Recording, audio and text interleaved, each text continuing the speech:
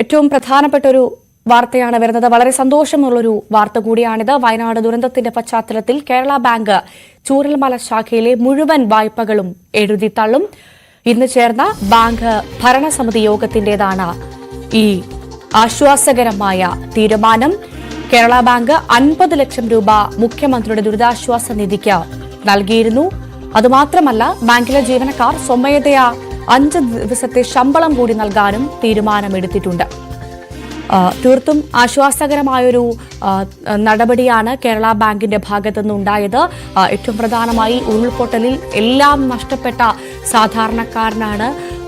ജീവൻ തിരിച്ചു കിട്ടിയത് പോലും ഭാഗ്യമെന്ന് കരുതി ആ ക്യാമ്പുകളിൽ, ദുരിതാശ്വാസ ക്യാമ്പുകളിൽ കഴിയുന്ന ആളുകളെ സംബന്ധിച്ച് ഇത്തരത്തിലൊരു തീരുമാനം കേരള ബാങ്ക് കൈക്കൊണ്ടത് തീർത്തും ആശ്വാസകരമാണ്. അവരെ സംബന്ധിച്ച് വളരെ ആശ്വാസകരമായ നടപടി എന്ന് തന്നെ കേരള ബാങ്കിന്റെ ഈ പ്രവൃത്തിയെ പറയേണ്ടിയിരിക്കുന്നു.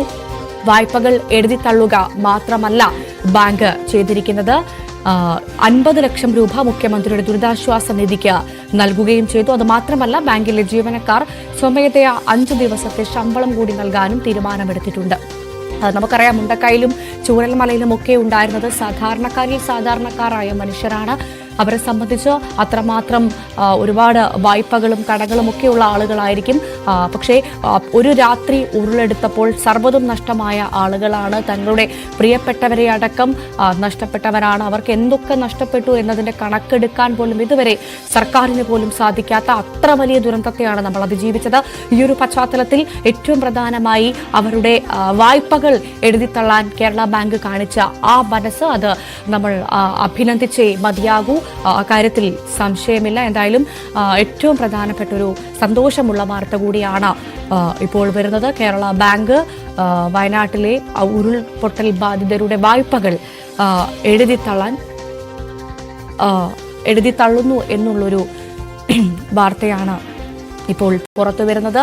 അവിടുത്തെ ജീവനക്കാർ, ഈ കേരള ബാങ്കിലെ ജീവനക്കാർ 5 ദിവസത്തെ ശമ്പളം കൂടി മുഖ്യമന്ത്രിയുടെ ദുരിതാശ്വാസ നിധിയിലേക്ക് നൽകാനുള്ള തീരുമാനം എടുത്തിട്ടുണ്ട്. 50 ലക്ഷം രൂപ നൽകാനും ദുരിതാശ്വാസ നിധിയിലേക്ക് നൽകാനും തീരുമാനമായിരുന്നു. തീർത്തും മാതൃകാപരമായ ആശ്വാസകരമായ നടപടി എന്ന് തന്നെ ഇതിനെ പറയേണ്ടിയിരിക്കുന്നു. കാരണം ഞാൻ നേരത്തെ സൂചിപ്പിച്ചതുപോലെ തന്നെ ഏറ്റവും പ്രധാനമായി ഇത്തരത്തിൽ ഒന്നുമില്ലാതെ ജീവിതം മാത്രം കയ്യിൽ മുറുകെ പിടിച്ചുകൊണ്ട് ആ ദുരിതാശ്വാസ ക്യാമ്പിൽ കഴിയുന്ന ആളുകളെ സംബന്ധിച്ച് അവർക്ക് ഒരുപാട് വായ്പകൾ ഉണ്ടാകാം, ഒരുപാട് കടകൾ. പക്ഷേ ജീവിതം തന്നെ ഇനി എന്ന് പറഞ്ഞ് തുടങ്ങേണ്ട ആളുകളാണ് അവിടെ ഉള്ളത്. അവരെ സംബന്ധിച്ച് ഇത്തരത്തിലൊരു നടപടിയിലേക്ക് കേരള ബാങ്ക് കടന്നത് വലിയ ആശ്വാസമാണ്. മറ്റ് ബാങ്കുകൾക്കും മാതൃകയാക്കാവുന്ന ഒരു വലിയ നടപടിയാണ് ഇത്. അഭിനന്ദനാർഹമാണ്. അത് അഭിനന്ദിച്ചേ മതിയാകൂ. വി അരുൺ അല്പസമയത്തിനകം ചേരുമെന്നാണ് മനസ്സിലാക്കുന്നത്. ചൂരൽമലയിലെ ശാഖയിലാണ് കേരള ബാങ്കിന്റെ ശാഖയിലാണ് ഇത്തരത്തിലൊരു തീരുമാനത്തിലേക്ക് എത്തിയത്. ചൂരൽമല ശാഖയിലെ വായ്പകൾ പൂർണ്ണമായും എഴുതിത്തള്ളും ഈ ദുരന്ത ബാധിതരുടേതെന്നാണ് ഏറ്റവും പുതിയ വിവരം. അത് തീർത്തും ആശ്വാസകരമായൊരു നടപടിയാണ്. വയനാട് ദുരന്തത്തിന്റെ പശ്ചാത്തലത്തിലാണ്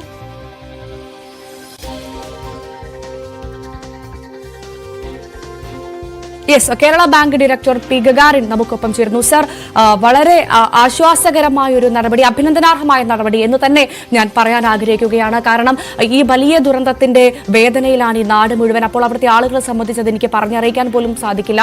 അപ്പോൾ ഇത്തരത്തിൽ അവരുടെ വായ്പകൾ എഴുതി തള്ളാൻ കാണിച്ച മനസ്സിനാദ്യം അഭിനന്ദനങ്ങൾ. ഹലോ, പറഞ്ഞോളൂ സർ. അപ്പൊ ഞങ്ങള് കേരള ബാങ്കിനെ സംബന്ധിച്ച് ഇപ്പോ മരണപ്പെട്ട ആളുകളുടെ വായ്പയാണ് എഴുതി തള്ളാനും അത് ഗവൺമെന്റിലേക്ക് കൊടുക്കാനും തീരുമാനിച്ചിട്ടുള്ളത്. രണ്ടാമത്, അവിടെ വായ്പയുള്ള മഹാഭൂരിപക്ഷ ആളുകളും സാധാരണക്കാരാണ്.